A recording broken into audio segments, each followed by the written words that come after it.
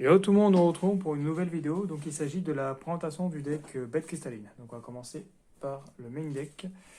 Donc 3 bêtes cristallines, dragon arc-en-ciel, super forte comme carte. Elle permet de se spé quand une attaque de bête cristalline est déclarée. Elle se met comme dans les autres bêtes cristallines dans la zone magie piège quand elle est détruite. Et elle permet également de se bannir dans la magie continue pour invoquer spé un bête cristalline depuis le deck et annuler ses effets et ajouter une cristal ultime depuis le deck à la main, donc c'est toujours sympa. Ensuite, évidemment, 3 Pégas de Saphir, le starter du deck. Quand elle est invoquée, elle permet simplement de mettre un bête cristalline depuis le deck dans la zone magie piège. 3 Escabook de Ruby, qui permet, lorsqu'elle a invoqué spé, d'invoquer autant de monstres bêtes cristallines que possible dans la zone magie piège, donc super fort. Et comme les autres bêtes cristallines, du coup, elle se met dans la zone magie piège aussi. Ensuite, 3 gardes de cristal. Donc garde de cristal, elle permet de se sacrifier depuis la main ou sur le terrain pour pouvoir doubler l'attaque d'un monstre, bête cristalline, et du coup, il sera détruit après la dommage step. Mais ça reste toujours fort. Par exemple, pour lui, il passe à 6000, donc c'est super fort. 3 mètres de cristal, donc ça peut être un autre starter parce qu'elle peut se sacrifier pour ajouter un monstre cristal ultime, bête cristalline ou magie cristal depuis le deck à la main. Sachant qu'en plus, c'est 2 pendules, donc on peut faire des pendules au cas où, c'est possible d'en faire. Donc 2-5, on peut faire du 3-4, étant donné qu'on a quand même Escabeau qui est 3, enfin tout le monde peut se spé sauf le gros du coup. Ensuite, au niveau des magies, je joue 3 liens cristalliens, donc carte principale du deck qui permet d'ajouter un bête cristalline depuis le deck à la main et de placer un bête cristalline de nom différent depuis le deck dans la zone magie piège, donc super fort. Le pont qui permet d'aller ajouter une magie piège cristal depuis le deck à la main, évidemment super fort, c'est même pas une fois par tour, donc on peut du tout n'importe quoi. Ensuite, c'est la nouvelle carte, le pont arc-en-ciel du cœur, qui est vraiment très très puissante, qui permet non seulement d'invoquer une norme, un bête cristalline en plus de l'invocation de norme pause, mais également de sacrifier un monstre bête cristalline sur le terrain, donc elle va dans la zone magie piège avec son effet, pour pouvoir ajouter une magie piège cristal depuis le deck à la main, donc super fort. Et en plus, elle permet, lorsqu'un bête cristalline est placé dans la zone magie piège, de cibler une carte contrôlée par l'adversaire, ainsi que cette carte, et de la renvoyer en main. Donc super super fort comme carte, les 3 effets sont vraiment très intéressants. Promesse de cristal, indispensable à x3, elle permet d'invoquer spé un bête de cristal depuis la zone magie piège. Donc super fort pour invoquer Escabook ou même n'importe quoi en fait, hein. On a toujours un bête de cristal dans la zone magie piège quasiment. Ensuite, au niveau des autres magiques, 3 pots d'extravagance. L'extra est absolument inutile dans cette version du deck, donc 3 pots est vraiment indispensable au pabrik.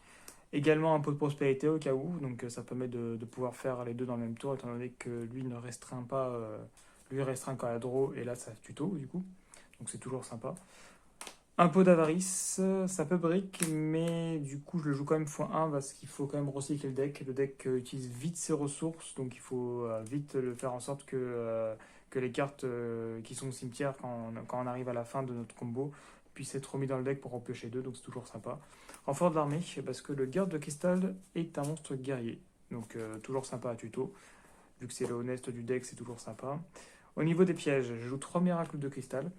Donc je la joue x3, mais en vrai, elle est difficilement activable parce que du coup, généralement, les monstres bêtes cristal, ils sont dans la zone magie piège. Mais son effet est quand même très fort parce qu'elle permet, lorsqu'un magie piège ou un effet de monstre est activé, de détruire un bête cristal qu'on contrôle, donc sur le terrain, du coup, pour pouvoir annuler l'effet et détruire. Et si une ou plusieurs bêtes cristallines sont passées dans la zone magie piège dans cette carte et dans le cimetière, même durant la dommage step, on peut bannir cette carte et placer un bête cristalline depuis la main, deck ou cimetière face à toi dans la zone magie piège comme magie continue. Ça reste quand même un double effet assez intéressant, surtout le premier, s'il peut être activable.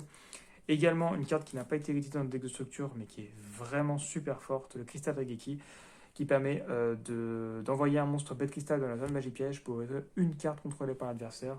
Donc ça peut être une magie piège, un monstre, n'importe quoi, c'est super fort.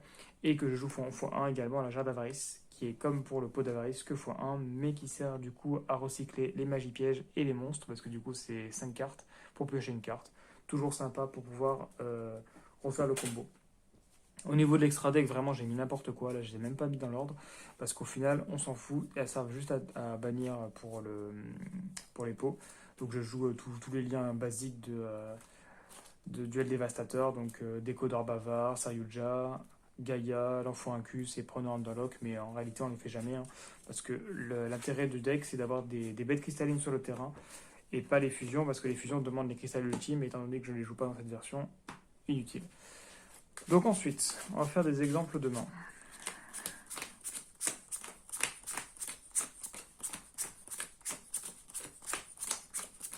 Donc normalement, le deck est fait pour pas briques. Il y a des mains quasiment... pour l'instant, j'ai pas eu de main de briques avec cette version-là. Donc normalement, ça devrait être bon. Donc c'est un deck plutôt go first, étant donné qu'il y a des pièges dans le deck. Donc il faut quand même commencer premier pour placer son combo et placer ses pièges. Donc tac, tac, tac, tac, tac. Ok. Bon là on a une bonne main en vrai, hein, donc c'est pas mal. On commence par lien cristallin, donc on va chercher un monstre bête cristalline depuis le deck à la main. Et on va placer un monstre bête cristalline d'un nombre différent depuis le deck dans la zone magie piège. Jusqu'à là, tout est ok. Ensuite, on fait le pont.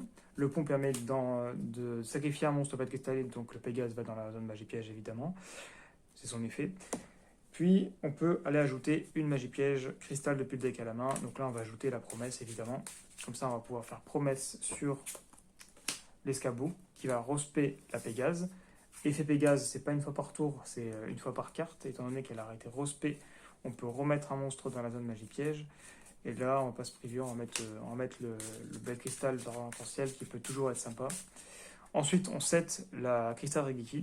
Et on passe en fin de tour. Donc là, ce qu'on a sur le terrain, c'est intéressant parce qu'on a non seulement deux monstres bête cristal, on a une target pour Cristal Regeki pour détruire une carte sur le terrain. Et au cas où, s'il nous attaque, on a également le garde de cristal qui est dans la main qui peut se sacrifier pour doubler l'attaque d'un monstre. Sachant qu'en plus, on a aussi l'effet du pont. S'il nous envoie une bête cristal dans la zone magie piège, on peut lui renvoyer une carte sur le terrain à la main, ce qui est toujours sympa. Donc là, on a plutôt une bonne main. On va passer au second exemple de main.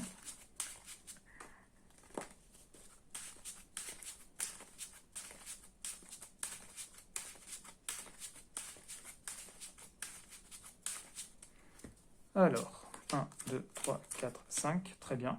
Donc le pont qui va chercher du coup le lien cristallin, évidemment.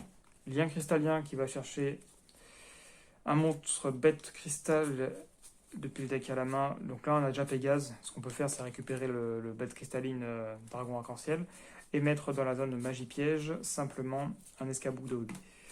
Parce que dans tous les cas, on a déjà ce qu'il faut. Par contre au niveau du reste, ouais, c'est un peu moyen mais c'est pas grave.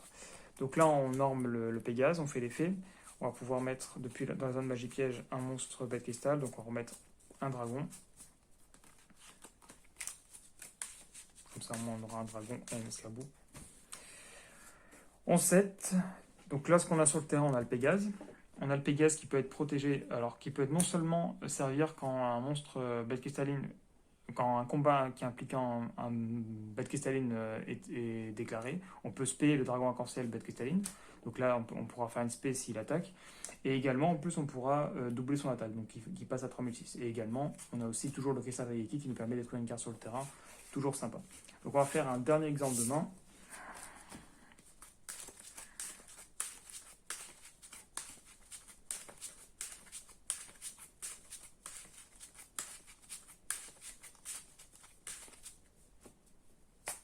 Un, 2, 3, 4, 5. En fait, on n'a que des bonnes mains, donc c'est plutôt cool. En réalité, le deck ne break jamais quasiment. Donc, on va commencer peut-être par le lien. On va faire le lien cristallin. On va aller chercher du coup le Pégase, effet Pégase. Donc là, on a 100 mains. Donc on va mettre quand même l'escabeau. De toute façon, dans tous les cas, l'escabeau en main, il ne sert pas grand-chose malheureusement. Mais on n'a pas trop le choix. Là, on fait le pont. Alors le problème, c'est que là, alors ce qui est dommage, c'est que le pont, on ne peut pas tuto par exemple un autre pont. Parce que là, du coup, si je veux tuto la magie continue qui permettrait de remettre ça et de tuto pour pouvoir... ça ne marchera pas. Donc là, on va devoir chercher une autre carte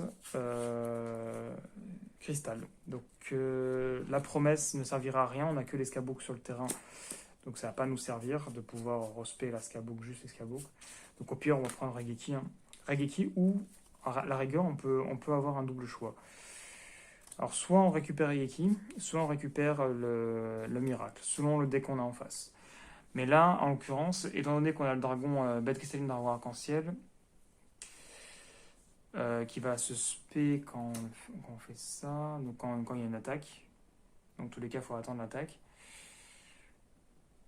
Donc ça, en tous les cas, en vrai, il va falloir quand même un monstre bête cristalline sur le terrain. Donc on va quand même prendre Cristal Degeki. Comme ça, au moins, on va pouvoir envoyer un monstre bête cristal depuis la zone magie piège et garder le monstre bête cristalline au cas où si on reçoit une attaque.